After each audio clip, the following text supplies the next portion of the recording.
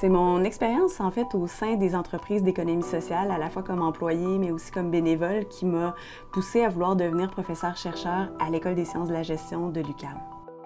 Ces entreprises-là, en fait, c'est généralement soit des coopératives, des organismes à but non lucratif. Elles ont à la fois une mission sociale, mais aussi une nécessaire rentabilité économique. Mais aussi une propriété collective, une gouvernance démocratique. On pense souvent à la fameuse règle du « un membre, un vote ». Et aussi la participation de différentes parties prenantes, que ce soit des bénévoles ou d'autres usagers.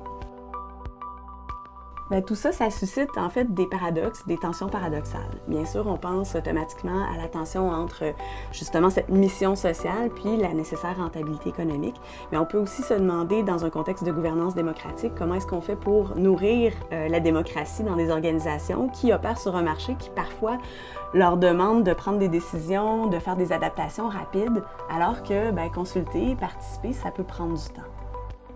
Ces paradoxes-là sont au cœur de mes recherches, de mes publications, mais aussi au cœur de la programmation de notre équipe de recherche en gestion des entreprises sociales et collectives, puis aussi, surtout, je dirais, des préoccupations qui occupent les acteurs de l'économie sociale. Ça m'a, par exemple, amenée à travailler avec une entreprise d'insertion qui s'appelle Le Boulot Vert, qui travaille avec des jeunes, qui favorise l'intégration des jeunes à la fois au marché du travail, mais parfois même à la société, à travers la production de meubles à utilité sociale. Avec Le Boulot Vert, dans le cadre d'une recherche partenariale, on a développé un outil d'aide à la prise de décision qui permet à l'organisme à la fois d'analyser des opportunités d'affaires dans le respect de sa mission sociale profonde. Une autre préoccupation vraiment très concrète des entreprises d'économie sociale actuellement, c'est l'enjeu de la relève. Et dans le cadre de mes recherches financées par le CRSH, je m'intéresse en fait à comprendre comment est-ce qu'on peut attirer, mais aussi intégrer, former, retenir des gestionnaires qui sont à la fois très forts d'un point de vue professionnel pour gérer ces entreprises-là complexes, mais aussi qui ont dans le fond une passion, un engagement fort envers la mission des organisations. Tout ça, ça s'inscrit dans des réflexions plus larges que je mène sur la professionnalisation du secteur de l'économie sociale et aussi de ses outils de gestion.